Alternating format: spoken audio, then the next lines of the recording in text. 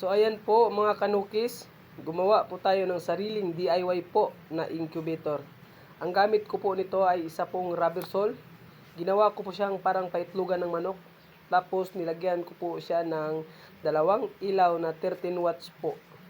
So ayan po, sana po ito ay gumana para po magaya din po ng iba. So sobrang tipid po nito. Ayan lang po, makikita po natin kung paano po siya ginawa. Yan, binutasan ko lang po sa itaas, tapos nilagay ko yung dalawang ilaw po. So ayan, tamang tama lang po yung init niyan. Sinukat ko po sa kamay ko, pinasok ko, tamang tama lang po talaga yung init niya. So sana po pumisa po siya at i-update ko po kayo nito. So ang pisa po nito ay January 10 po ng 2025. Yan po yung pisa niyan.